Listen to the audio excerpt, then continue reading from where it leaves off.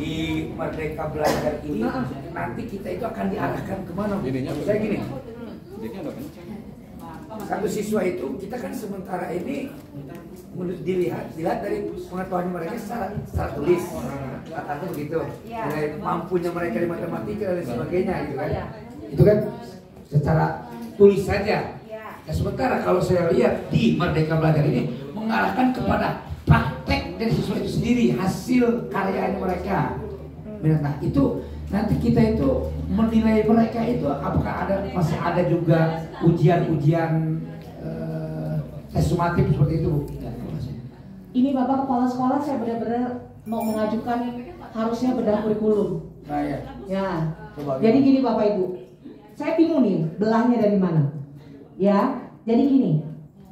Nanti kita itu ada 4 penerapan, Pak. Ada yang namanya proyek, ada yang namanya intrakurikuler di kelas, itu di kelas, ekskul itu di luar, dan yang terakhir adalah budaya sekolah. Ya. Nah, Bapak yang bertanya ini sekarang proyek atau yang untuk pembelajaran di kelas? Kalau pembelajaran di kelas? Nah, pembelajaran di kelas sekarang itu ada 3 asesmen. Asesmen diagnostik, asesmen formatif, asesmen sumatif. Asesmen diagnostik dilakukan di awal. Ya. Asesmen formatif dilakukan berjalan seperti yang ini. Jadi ngambil soalnya jangan banyak-banyak, Pak. Jadi Bapak bisa bikin kayak cuman latihan soal, untuk 1 RPP bikin soal 3 aja. Langsung ambil penilaian. Iya. Atau Bapak pengen tanya jawab, silakan. Atau Bapak pengen mereka presentasi lagi, silakan. Jadi untuk mengambil pengetahuan Bapak sekarang boleh. Memang kalau untuk nanti di akhir ada ketentuan dari sekolah harus ada sumatif yang memang kualitatif atau kuantitatif, nggak apa-apa. Memang tetap harus ada. Tapi untuk ngambil nilai harian, Pak, sekarang itu kita ngetiknya tuh kayak gitu. Jadi jangan di drop 6 bulan sekali, 3 bulan sekali, kita langsung keteteran. Karena begini, pada saat anak ini umpamanya minggu ini masuk, nilai semua kekumpul. Minggu depan, Bapak lagi ngumpulin nilai, ada yang nggak masuk. Yang nggak masuk ini bisa kita di hari berikutnya masih bisa kita kejar. Jadi jangan sampai ngedrop semua. Ini kan kita yang intensinya. Gitu. Jadi sebenarnya Bu, mohon maaf, kalau yang tadi Bu sampaikan itu sama dengan K13 tentunya ya. Hampir mirip, hanya yang membedakan dengan Merdeka Belajar itu yang proyeknya ini nih ya. Ya proyek sama Remik Pak Haji. Proyek yang mau bagaimana nih? Proyek P5 atau proyek pribadi di kelas? Proyek P5 tentunya yang bisa bermanfaat untuk menghasilkan masyarakat, untuk diri sendiri.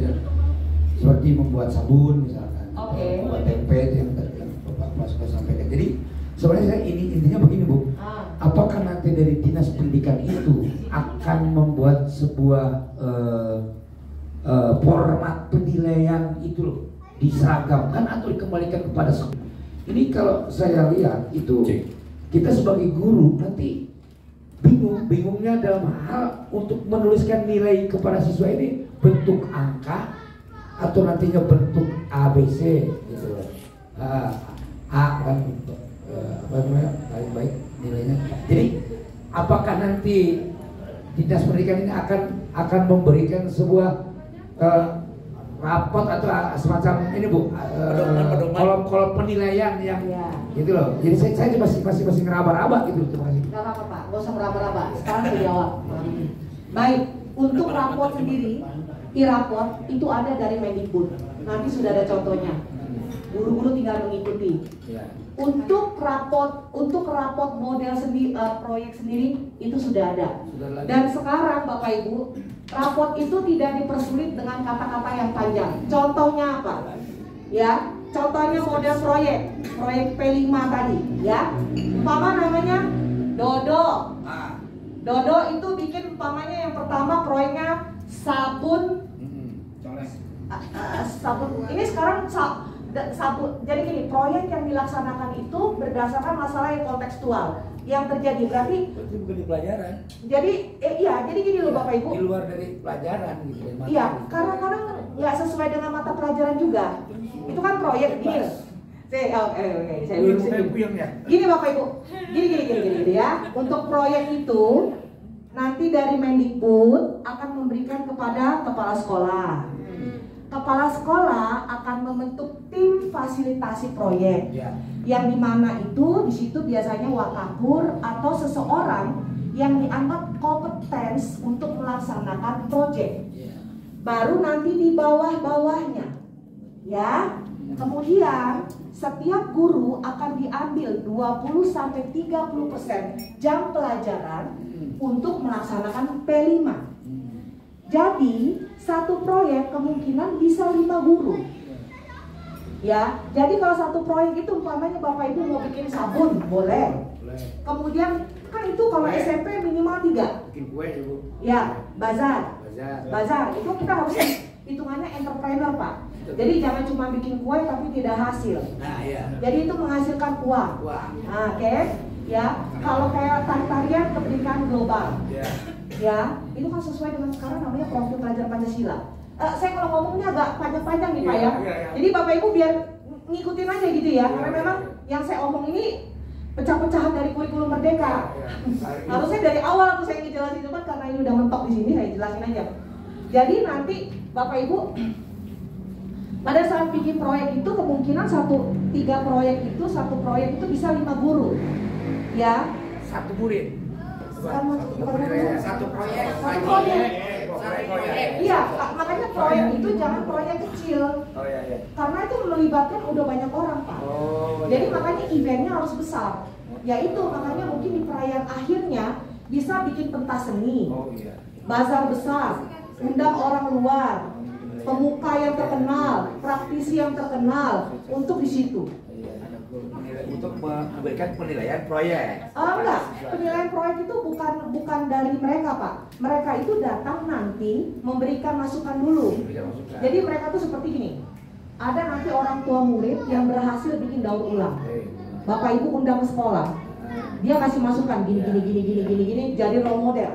Bapak Ibu melaksanakan bersama anak-anak. Hasilnya jadi. Kemudian dijual. Pada saat dijual dia cuma datang aja ngeliat, oh ini loh hasilnya. Ya. Kemudian Bapak Ibu bisa itu langsung dibikin video. Untuk sekolah. Proyek itu kan begitu. Iya. Nah, untuk proyek sendiri Bapak Ibu yang tadi saya bilang, contohnya namanya Dodo. Satu, bikin sabun coret. Terus tuh kedua apa itu? Tari tradisional. Yang ketiga, sabun coret kan bazar ya. Sabun coret itu termasuk bayar olahraga. Olahraga kira-kira apa? Di bayangan udah pernah dikompromikan. Biasa olahraga sepak bola atau pencak. Dimensinya sudah dijelaskan. Nggak seperti ini Bu, pohon dengan pohon disetek gitu, umpama itu di bidang fisika ya, dia biologi ya itu IPA. Itu dia ngopi mampu, dulu gitu. ngopi Pak Haji. Dia mampu atau si gurunya itu mampu bikin inovasi itu Bu, itu maksudnya juga bisa jadi membuat percobaan pohon kan, percobaan pohon gitu kan. Oke, baik, ya. Bikin, jadi itu nanti semua dipresentasikan di akhir kan, iya kan, sabun, terus tuh tarian, sama bikin pohon, iya kan, kawinkan lah, mengawinkan pohon. Nah kemudian kita mulai dengan apa? Bikin sabun itu sesuai dengan dimensi apa? Nanti Bapak Kepala Sekolah akan menentukan 2 atau 3 dimensi setiap proyek. Ya, jadi Bapak Ibu mau bikin gini nih, proyeknya apa? Sabun coret. Ya, sabun coret itu dimensinya pilih 2 atau 3 sesuai dengan profil pelajar Pancasila. Bapak Ibu udah tahu kan profil pelajar Pancasila? Ada berapa? Profil pelajar Pancasila ada berapa Bapak Ibu? Ini pada keluar semua. Pada takut sama saya ya. Ada berapa Bapak Ibu? Profil pelajar Pancasila yang sekarang harus menjadi budaya sekolah. Wah, saya pernah baca, Pak.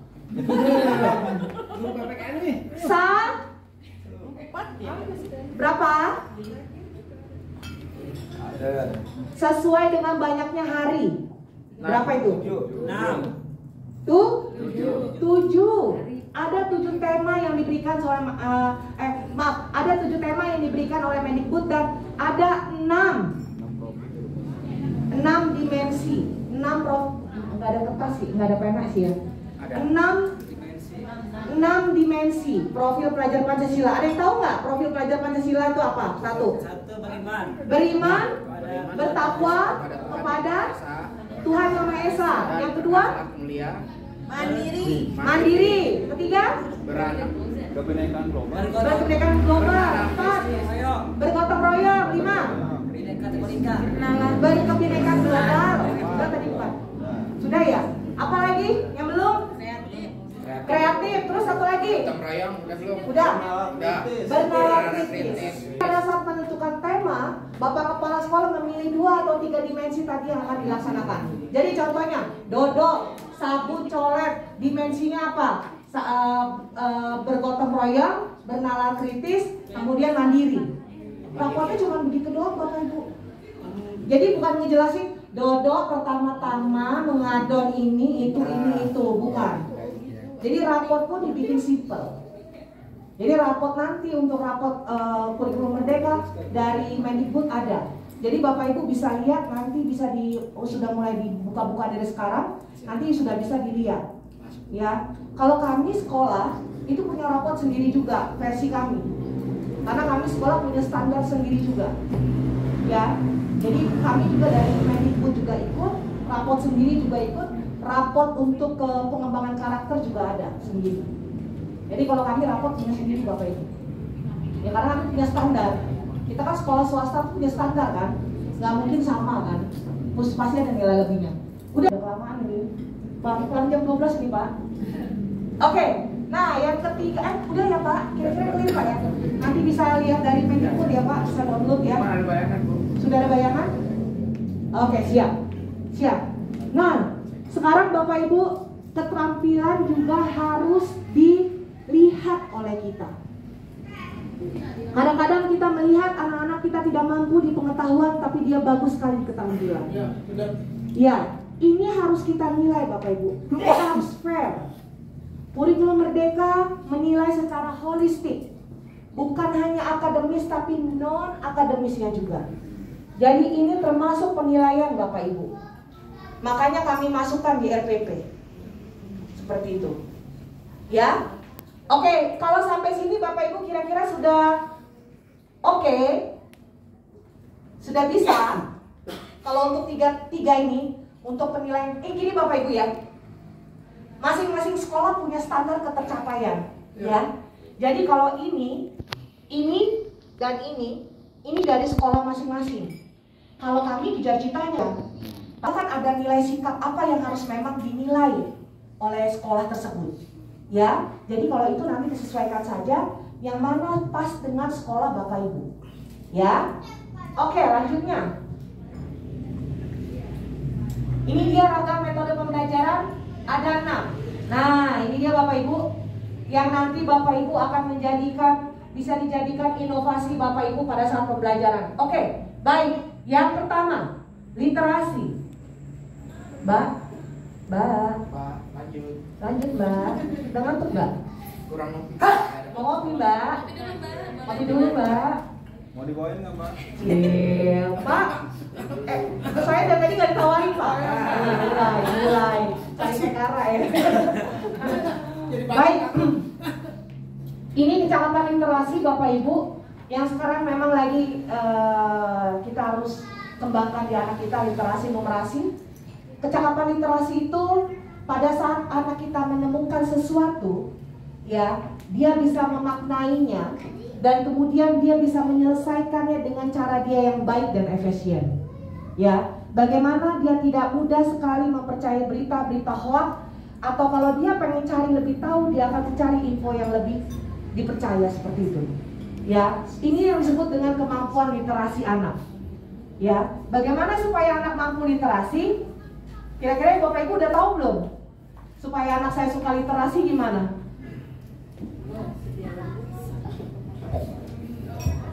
Membaca. Iya.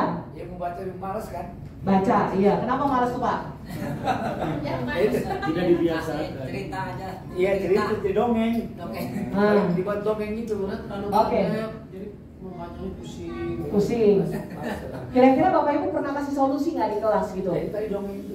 Dongeng? Iya. Masa ngedongeng terus? Capek lah Pak. Nanti Bapak kedongeng, terus anaknya udah tidur aja dia tadi. Bapak baik banget. Masa didongengin terus tiap hari? Enggak juga sih. Enggak juga ya? Oke. Saya takutnya Bapak tiap hari ngedongeng aja gitu kan. Alat peraga dari Hah? alat peraganya apa yang bisa dia termotivasi? Harus memakai alat peraga, alat tambahan buat kita pembelajaran ya. Ini dia Bapak Ibu, literasi yang nanti Bapak Ibu bisa gunakan di dalam pembelajaran Bapak Ibu. Contohnya seperti ini. Ini dia Bapak Ibu, nanti bisa diikutin. Ada terus ada 7 langkah. Ini sintaks langkah-langkah pembelajaran literasi. Yang pertama ketercelupan. Ini Bapak Ibu. Ya, ketercelupan tuh maksudnya begini. Begitu dia masuk kelas, yang dia itu sudah langsung buku, dia lihat media pembelajaran, dia lihat buku gurunya sedang baca, terus dia mempunyai pondok baca di pojokan seperti itu namanya sudah langsung ketercelupan. Vibe-nya, kata orang itu apa ya? Apa sih suasananya? Membaur gitu ya. Suasana itu udah langsung dia melihat itu, oh penuh dengan bacaan. Nggak mungkin Bapak Ibu setiap hari dia masuk begitu dia nggak terbersih sama dia. Pasti dia akan satu saat dia ngambil satu bacaan dan dia akan membacanya. Selama ini kenapa anak-anak kita malas baca? Ya karena kita tidak membuat suasana membaca itu di tempat pembelajaran kita. Saya di sekolah Bapak Ibu, kami di sekolah ada yang namanya setiap 2 bulan sekali itu minggu membaca. Jadi 1 minggu full kami akan menyuruh anak-anak itu akan membaca. Pada hari Jumat kami memberi hadiahnya ini, awardingnya itu begini. Dia boleh datang ke sekolah, boleh yang TK ya, kalau yang TK yang PAUD seperti itu. Kalau anak-anak SMP dia sudah lebih kayak role play. Kalau anak kami yang SD dan SMP. Kalau anak TK datang besok pakai kostum yang dia cosplaynya yang dia suka. Jadi dia di situ dia setiap seminggu itu dia kami suruh baca terus. Kemudian hari Jumat dia jadi cosplay. Kalau anak kami yang SMP dia suruh baca terus kemudian dia suruh praktikum. Ya, jadi sesuai aja dia pilih yang mana bukunya. Biologi, IPA, matematika dia suruh praktek setelah itu. Dan kami bebaskan dia praktek di luar menggunakan video. Itu dia, sebetulnya agak text time ya, tapi itu kita siasati aja gimana caranya. Yang penting tujuan pembelajaran dapat, kompetensinya apa, yang sisanya itu menyusul. Jadi materi itu tidak kita kejar Bapak Ibu. Kami tidak mengejar konten dan materi. Bukan ada 2 hari lagi masih ada 10 halaman. Pusing. Ayo cepat-cepat deh. Baca. Udah. Jadi ada beberapa yang kami skip. Dan kami bantu jawab ke orang tua. Yang kami tuju itu kompetensi dasarnya. Bukan untuk mengejar konten semuanya, yang sebetulnya kompetensi dasarnya tidak kami dapat. Jadi kami sudah ada namanya bedah buku. Setiap kami masuk, kami punya 1 hari untuk membedah buku dari kompetensi dasar dan buku. Itu kami sudah laksanakan. Ya. Jadi kami pada saat orang tua nanya, kenapa ini gak diisi? Miss, ini kan bukunya mahal. Bapak Ibu tahu kalau guru sekolah orang tua di international school itu, so sweet, luar biasa. Jadi memang kita harus bisa menyampaikan dengan bijak, ya. Pada saat mereka bilang buku udah mahal-mahal, tapi kok rupanya nggak dipakai. Tapi kalau kami berikan mereka video yang sudah mereka laksanakan, kira-kira orang tua marah nggak? Tidak. Luar biasa kalau mereka bilang, anak saya bisa begini, Miss. Iya, ini anak ibu. Itu dia Bapak Ibu. Jadi itu semua ada feedbacknya, ya. Jadi memang kita harus mengurangi resiko. Bapak Ibu bilang ini, enak Bu Sanita, sekolah di international school, Bu. Kalau diceritain, nangis. Resikonya luar biasa kalau ngajar di sana. Ya, karena yang saya hadapi itu bukan hanya orang pinter, tapi kaya. Kalau salah dikit lawyer, salah dikit polis. Itu dia. Itu membuat saya belajar lebih bijak, lebih hati-hati Bapak Ibu. Saya jadi guru tuh hati-hati. Jadi kalau ada orang tua komplain, Saya itu bukannya saya langsung kesel antipati, itu sebagai warning buat saya, buat kami guru-guru untuk hati-hati melangkah, karena guru juga bisa bikin salah loh, itu aja.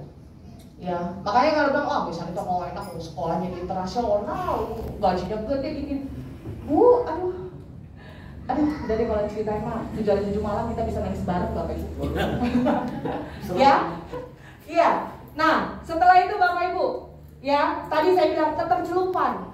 Usahakan selalu ada aura-aura seperti membaca yang banyak. Kemudian Bapak Ibu rajin mendemonstrasi. Kemudian Bapak Ibu penting sekali menginstal pikiran anak-anak kita. Membaca itu nggak salah. Ya, install pikiran harapan yang baik. Membaca itu gunanya apa? 1, bikin nggak pikun. 2, kita nggak mudah percaya berita-berita hoax. Itu yang penting. Supaya anak-anak itu lebih bijak seperti itu. Ya. Mindsetnya Bu ya harus gitu ya. Betul. Ini dia Bapak Ibu bisa nanti baca ulang. Iya. Benar Bapak. Tapi gini loh, mereka tuh akan merasa kayak tersanjung Pak, bukan tersanjung ya, merasa tuh seneng banget kalau dia tahu gurunya lebih tahu daripada orang lain. Itu pasti guru saya oke banget ya, the best, keren katanya. Tahu loh dia loh Bapak itu, dalam hati ini pasti akan dinilai seperti itu. Jadi walaupun tidak terucap karena gengsi, tapi di hati dia pasti ada yang seperti itu. Ya, itu poinnya lebihnya kita kalau kita lebih tahu daripada mereka Bapak Ibu. Nah, kemudian Bapak Ibu di sini beri peluang pada siswa untuk mengambil keputusan, kemudian berikan tugas yang praktik. Ya, kemudian beri ruang siswa untuk belajar dan merenungi kesalahan dalam proses. Kalau dia coba terus gagal. Ya, jadi ini namanya refleksi. Untuk kurikulum merdeka itu sekarang banyak banget refleksi untuk lebih melihat kesalahan di mana seperti itu. Ya, kemudian yang terakhir Bapak Ibu berikan umpan balik. Ya, tapi di sini dibilang konstruktif, membangun. Nggak cuma bilang ya gimana sih, kamu kok salah lagi sih, kesel ibu ini gitu. Ya, itu nggak konstruktif banget, nggak membangun gitu loh. Kalau emang udah lagi ngedrop, dibilang kayak gitu kata ngedrop ya Pak. Wah, kok jadi saya tambah disalahin gitu. Jadi pada saat kita memberikan umpan balik, usahakan itu konstruktif gitu Bapak Ibu. Jadi kita sudah menyusun kata-kata bijak apa nih yang buat anak saya walaupun gagal, tapi kurikulum merdeka Bapak Ibu, gagal itu seperti dibilang ini itu tidak masalah. Tapi pada saat anak merenung kesalahannya dan berniat memperbaiki, itu disebut dengan proses. Itulah yang dimau dengan kurikulum merdeka. Guru yang bilang itu Bu, Hah? udah bakat gagal. Gagal juga bakat salah juga. Ya, iya Pak. Itu dia kadang-kadang anak-anak tuh udah. Gitu ya? Iya, itu yang bikin kadang-kadang anak-anak patah hati. Patah hati itu akhirnya udahlah nggak usah mau ngapain lah. Orang gua ngapa-ngapain juga dibilang jelek, dibilang nggak bisa, dibilang ini, dibilang itu gitu ya Pak. Anak-anak tuh mudah patah hati loh umur-umur SMP ini. Mudah sekali mereka patah hati. Nah kita ini memang harus jago-jago pinter ngomong, ya kan? Banyak-banyak dengar dari Mario Teguh gitu ya, supaya nyampein ke mereka itu yang lebih gimana. Siapa tuh? Pak Saiful. Oh, bisa beri kata-kata bijak gitu ya Pak. Wah luar biasa. Sekarang itu mau Bu. Bukan ya Pak. Tapi nggak apa-apa Pak. Berarti Bapak selama ini dipercaya loh dengan kata-kata bijak seperti itu, ya kan? Iya. Oke, ini dia contohnya Bapak Ibu. Pada saat membuat MPP literasi, yang pertama berikan bacaan, kemudian demonstrasikan seperti itu, kemudian ekspektasi, kemudian beri mereka tanggung jawab, praktik dan prediksi. Prediksi itu seperti ini Bapak Ibu. Kemudian memberikan umpan balik. Ya. Nanti ini biasanya menggunakan bacaan. Contohnya Mbak Edwin. Ini dia Bapak Ibu. Bisa nanti dilaksanakan dalam 3 kali pertemuan. Ya, dengan menggunakan tema keberagaman suku, agama, dan antar golongan dalam Bhinneka Tunggal Ika. PKN siapa nih guru PKN? Bu Revita nih. Waduh, Bu Revita. Langsung dapat Bu, nggak langsung pakai kacamata loh. Kelihatan ya. Iya Bu, ini contoh dari kami Pijar Cinta, ya nanti bisa dipakai untuk literasi di kelas 7. Alhamdulillah. Udah kedua Tapi ya. guru yang lain juga boleh ya. Kalau pakai menggunakan ini, yang penting poin-poinnya ini Bapak Ibu. Diganti ya. Iya. Ganti. Jadi bisa 3 kali pertemuan Bu. Dalam satu subtema malahan. Ya, benar nggak? Subtema. Kemudian ini Bapak Ibu penilaian sikapnya. Kemudian pengetahuannya. Nah di sini Bapak Ibu tidak perlu menggunakan soal, tapi Bapak Ibu hanya bisa bertanya seperti itu, kemampuan siswa dalam keberagaman. Kemudian ini penilaian keterampilan, ya. Dilihat Bapak Ibu dia udah capek-capek nulis, kalau terampil nulis diberi penilaian yang baik, ya. Kira-kira ini bisa dicontoh nggak Bapak Ibu? Paling gampang nggak? Habis ini agak lebih sulit-sulit lagi loh, agak lama berarti. Ini bisa digunakan semua mata pelajaran Bapak Ibu. Ini cuma contoh untuk PPKN, ya. Saya rasa ini semua bisa nanti, karena gampang. Kita pakai buku seperti itu. Ya, deskripsinya aja yang dirubah kali ya. Iya. Pelajaran. Ininya dirubah nih Bapak Ibu. Iya, deskripsinya. Tapi kegiatannya Bapak Ibu bisa ikutin. Iya. Nah, siswa menilai, siswa kemudian meminta. Jadi di sini jangan lagi menginstruksikan, ya. Karena kurikulum merdeka itu bukan instruksi guru kita bilang. Ya, kita meminta saja. Oke? Sampai sini jelas Bapak Ibu? Jelas. Oke, kita lanjut ya. Oh, yang kenapa Pak? Yang itu berarti yang disebut dengan RPP 1 lembar ini Bu. Iya. Kalau ini khusus untuk literasi saja. Iya. Nanti ada lagi yang lain. Lagi yang lain. Ada 6. Jadi bisa berarti 1 lembar itu hanya 1 itu aja ya. Iya. Jadi nanti Bapak pelajaran apa? Sebutin Bu. Oh, kenapa? Sebut saja mawar. Soalnya bahasanya bukan bahasa Lampung, bukan bahasa Arab. bahasa Arab. Oh, bahasa Arab. Jadi kalau bahasa Arab satu minggu berapa? Oh, Bu. 1 minggu berapa kali pertemuan? Berapa jam pada ini? Berapa kali pertemuan? 2 jam. Oh, 2 jam. Kelas 7, 2, kelas 8. Di kelas 7 aja satu. Ya Allah, anak satu. 2 jam pertemuan Bu. Seminggu. Nah, berarti Bapak Ibu, Bapak. Ih, baik. Jadi kalau Bapak gini, kalau mau dibikin, kalau 2 kali pertemuan 2 minggu juga boleh Pak. Modus itu modus. Webin. Modus itu hati-hati. Udah jadi aja kirim ke Bang Henry. Bapak buka apa? Nah ini Waduh, gua harus membantu modul ajar kayaknya. Oh. Nah ini yang bahasa Arab Berapa seminggu berapa kali? 2 kali. Minggu 2 kali. Berarti Bapak bisa bikin modul kayak gini, kemungkinan bisa. Seperti ini Bu. Ya, apa menyimak. Berarti ini kan 1 lembar ini saja nih ya. Untuk Iya. RPP pertama ini.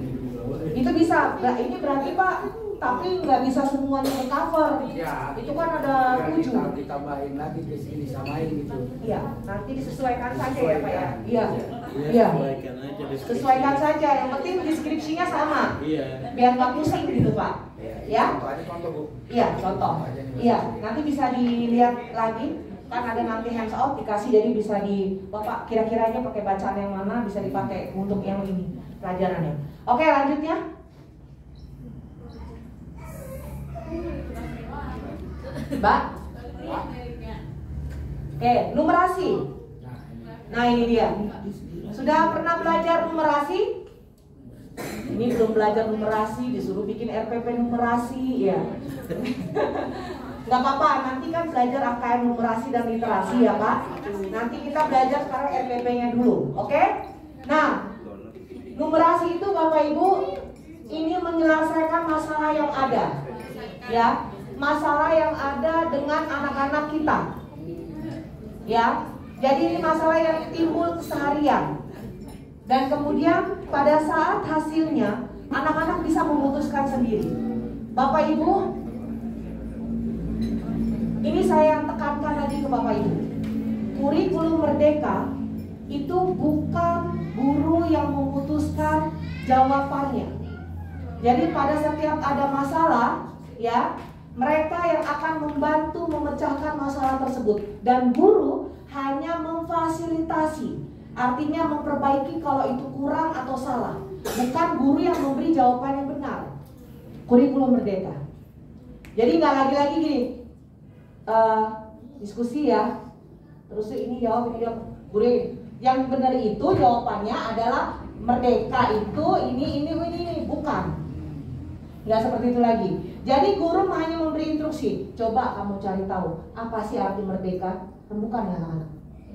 Setelah itu mereka langsung kasih jawaban. Kita masih kurang greget nih.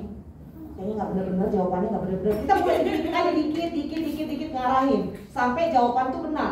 Bukan kita yang jawaban yang benar itu adalah begini, bukan. Kurikulum Merdeka. Ya. Jadi pada saat guru menginstruksikan, memberi pancingan, pertanyaan, biarkan mereka yang menyelesaikan masalah. Jadi masalah itu kalaupun mereka yang timbulkan, mereka tahu masalah apa, mereka yang bisa menyelesaikan. Itu dia kurikulum Merdeka. Ya, jadi guru di sini hanya sebagai fasilitasi, keliling, lihat, ngedenger, dengar. Langsung ada yang ngetok di belakang. Jadi pada saat mereka sudah mulai main-main, kita yang benar. Dengerin temannya. Jadi jangan karena kita greget kok ketemu sih jawabannya nggak, gimana sih? Kita kasih jawaban saking gregetnya, nggak sabar gitu. Makanya kita harus Bapak Ibu ya, manajemen waktu di kelas itu harus benar-benar Bapak Ibu tahu banget mengukurnya. Saya buka berapa menit, persepsi berapa menit, ini berapa menit. Jadi pada saat selesai pembelajaran semuanya clear. Ya, mulai ada manajemen waktu, biar anak-anak juga belajar manajemen diri sendiri. Itu dia. Ya. Oh iya Bapak Ibu, kecakapan numerasi berdasarkan masalah yang ada, kemudian mereka bisa menggunakan teknik dasar matematika yang nanti bukan hanya 1 tambah 1 2 ya, tapi akan ditambah dengan narasi. Kemudian mereka bisa buat prediksi dan pada akhirnya mereka bisa membuat keputusan. Yang contohnya seperti nah, ini Bapak Ibu, ada 5 tahapan yang nanti Bapak Ibu akan laksanakan. Yang pertama, intuisi bilangan. Intuisi bilangan itu apa sih? Menanamkan kemampuan berpikir tentang bilangan dan nilai kewajaran hasil perhitungan. Jadi kalau berhitung itu kan nggak ada kira-kira, estimasi kan enggak ya. Matematika tuh pasti. Ya kan 2 tambah 2 ya 4. Nggak ada yang 2 tambah 2 kayaknya mungkin 3 gitu kan. Enggak kan ya, pasti kalau matematika itu. Kemudian konsepnya Bapak Ibu ya, menjelaskan dengan dukungan visual. Nah, ini dia Bapak Ibu. Ya, di sini diminta lagi Bapak Ibu banyak-banyak pakai visual, pakai media ajar yang lain. Kemudian eksplorasi matematika. Nah, ini dia memperkuat penguasaan konsep yang sudah dieksplorasi secara mandiri, misalnya dengan menggunakan lembar kerja, buku Bapak Ibu. Kemudian latihan. Nah, di sini Bapak Ibu sama-sama bangun konsep. Kalau anak-anak dari awal sudah dibuat itu malam-malam aja masih rame aja ya, mau kebut-kebutan ya. Nggak disuruh pulang apa sama ibunya ya? Bingung saya. Baru kita kena geng motor ya. Oh iya. Saya biasanya jam 9 udah tidur Pak. Nah, namanya udah tua ini. Ini masih ribut aja ya. Kemudian bersama membangun konsep, kemudian menyelesaikan masalah dan meningkatkan kemampuan HOTS. Bapak Ibu mungkin nanti suatu saat kalau ada waktu luang, bisa buka-buka googling, YouTube atau Kejar Cinta, bisa nanti berlatih soal HOTS itu ya, high order thinking. Bukan soalnya yang susah, tapi bukan soalnya yang susah, tapi cara anak itu nanti yang dibuat berpikir gimana caranya dia bisa menyelesaikan masalah itu. Ya, kalau HOTS orang-orang begini, wanita HOTS itu soalnya susah ya. Bukan soalnya yang susah, tapi cara bacanya itu bikin anak supaya lebih berpikir kritis aja. Karena nggak langsung umpamanya ibu pergi pasar beli cabai 1 kilo, adek pergi ke pasar beli cabai 5 kilo. Berapa cabai yang dibeli adek dan ibu? Bukan seperti itu. Itu sekarang udah diganti, nggak ada lagi kata jelas. Sebutkan, jelaskan, itu udah enggak. Jadi kalau Bapak Ibu, kalau HOTS itu ciri khasnya sudah tidak ada lagi namanya sebutkan, jelaskan, ulangi, itu enggak. Itu masih tingkat LOTS, low order thinking. Jadi kayak kita bilang C1 sampai C6 itu memahami, mengingat, nah itu baru sampai situ. Itu dia. Ya, oke. Contohnya seperti ini Bapak Ibu. Tetap ada di akhir ada refleksi. Mbak, ini banyak ngomong ini ya. Udah Jangan tidur Pak, jangan ditinggal lainnya. Nah, Bapak Ibu ini seperti ini. Bisa nggak mata pelajaran lain dibikin numerasi? Bisa. Ya, contohnya seperti ini Bapak Ibu. Mata pelajaran SBDP itu pelajaran apa ya? Seni budaya dan prakarya. Benar salah nggak sih? Seni budaya apa sih ya? Kok jadi lupa sih aku? Dan prakarya kali, seni budaya dan prakarya. Seni budaya dan prakarya ya? Iya. Ya pokoknya untuk prakarya gitu ya. Benar. Kalau di Tanya sekolah ke gurunya.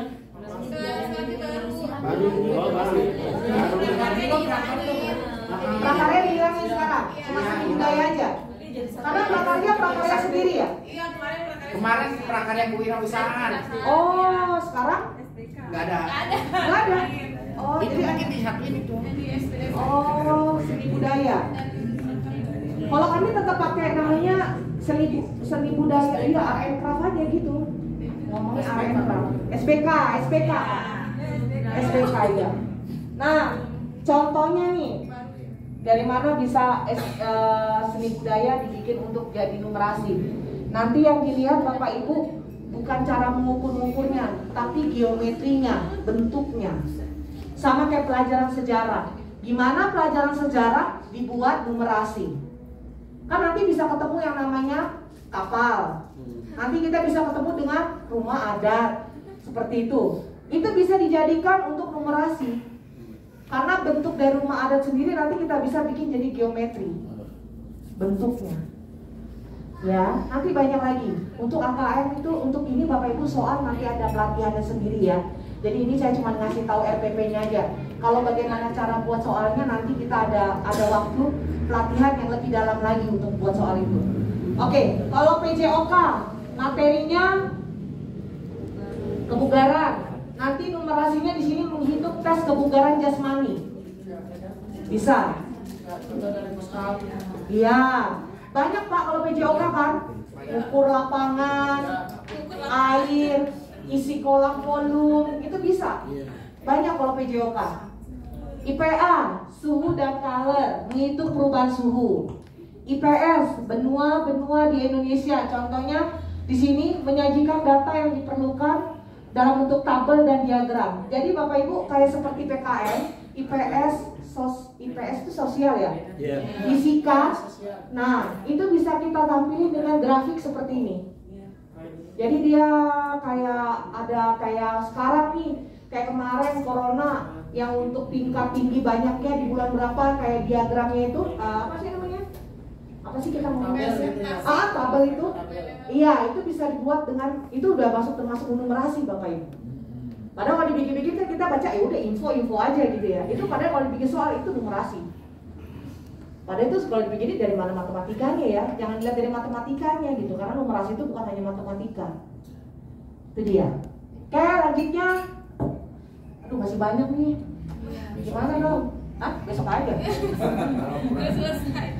Harus selesai Pak. Nah, Bapak Ibu, ini dia identitasnya, kemudian tujuan pembelajarannya, kemudian langkah-langkah pembelajarannya, ada 5 sampai sini, kemudian ada penutup, kita lakukan dengan refleksi, kemudian yang terakhir adalah penilaian sikap, pengetahuan, dan keterampilan.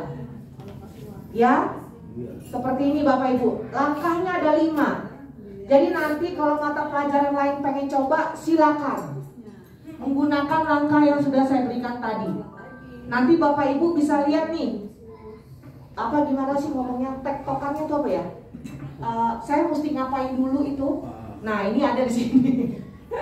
Ya, jadi ini bisa diadopsi untuk semua mata pelajaran. Bisa Pak. Iya. Tapi gini, saya luruskan dulu. Nggak semua tema nanti bisa jadi Iya, numerasi ya Pak. betul, betul.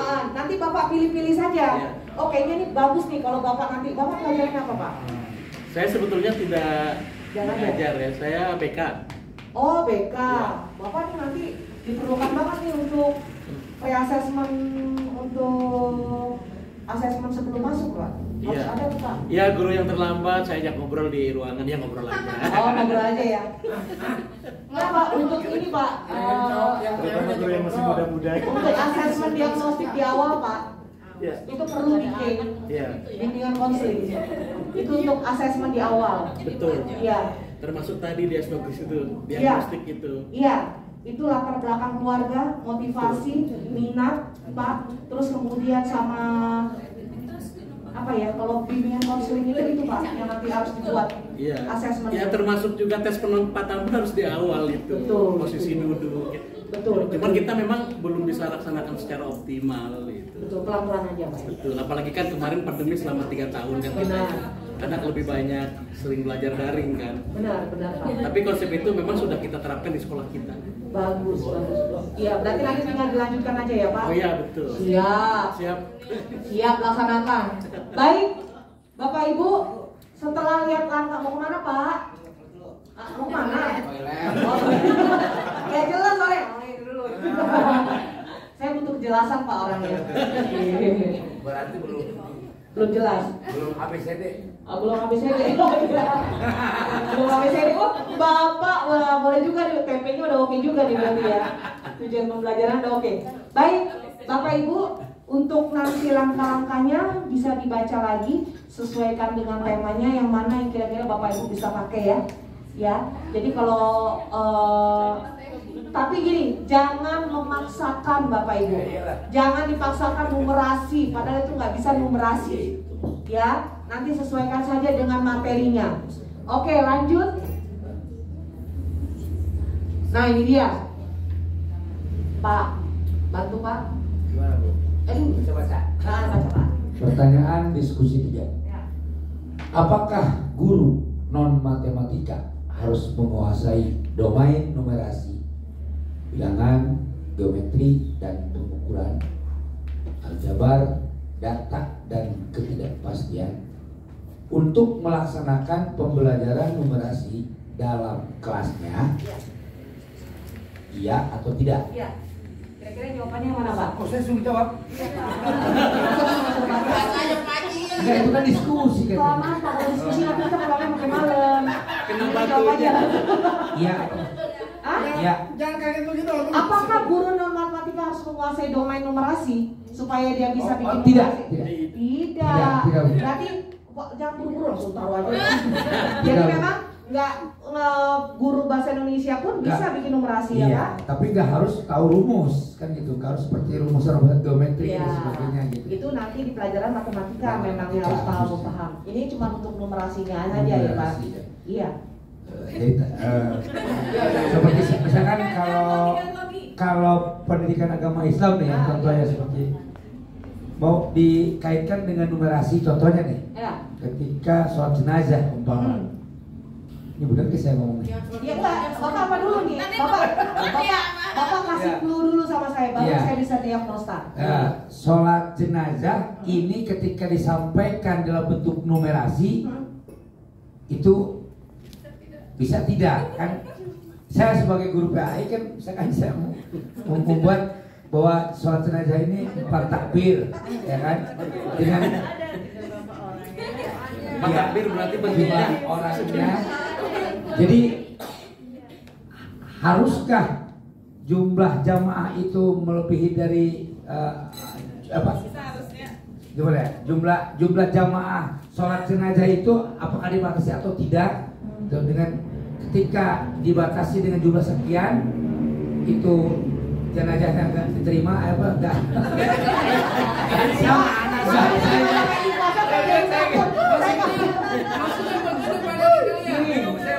Gini Pak, kalau untuk sholat jenazah itu kan tidak boleh dibatasi kan, yang sholatin kan.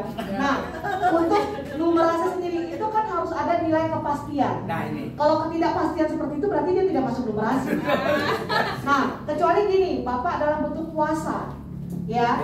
Nah, kalau dalam bentuk puasa seperti ini, salah. Dalam bentuk belajar mengaji, contohnya. Umpamanya si A mengambil rajin mengaji seminggu sekali, 3 kali seminggu dan bisa hafal berapa juz kira-kira Pak? Nah, nanti bandingkan dengan temannya yang cuma 1 kali, dia cuma bisa berapa itu. Jadi perbandingan itu bisa dilihat. Kita nggak perlu mengukur membanding-bandingkan ya. Tapi maksudnya speednya yang didapat itu berapa untuk anak yang bisa 3 kali seminggu sama anak yang cuma sekali. Ada dapat pencapaian juga ya. Betul, dan itu pasti. Kalau kita bilang sholat jenazah, itu kan nggak bisa kita stop. Udah. Kita bisa yang di atas bisa ngomong kita. Itu tidak ada ketidakpastian ya. Jadi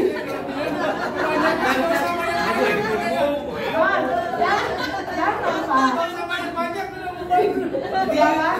Nah, kalau Bapak mau makin itu yang soal ini, soal mudik, ya presentasi selama mudik, Bapak bisa lihat itu seberapa banyak Bapak sudah memakai umpamanya info yang dapat dari Menhub umpamanya, itu kan bisa masuk juga. Itu tuh karena gini, narasinya keinginan orang ingin pulang kampung, ya itu kan dengan sesuai dengan umpamanya ayatnya apa, bertemu dengan keluarga itu apa-apa, betul itu dengan apa, sesuai dengan surat apa seperti. Nah itu bisa dikombinasikan. Kemudian dapatlah Bapak info tentang pulang kampung di waktu tahun ini segini. Berbeda dengan tahun sebelumnya. Iya.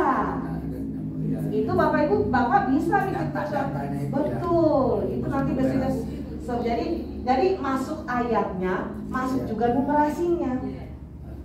Caranya begitu combine-nya. Dan caranya tidak pasti Pak. Ayat Al-Qurannya siap puasa kan ya Waalaikumsalam. Itu ayatnya 300 sekian ya di Al-Baqarah itu nanti. Jangan 300 sekian, harus pasti juga ayat berapa. Kalau begitu nanti abu-abu. Jadi blunder itu rasa politiknya. Ya. Membingungkan. Jadi begitu Bapak Ibu. Jadi harus ada kepastian. Jangan tidak ada kepastian seperti itu. Kira-kira kayaknya mungkin jangan.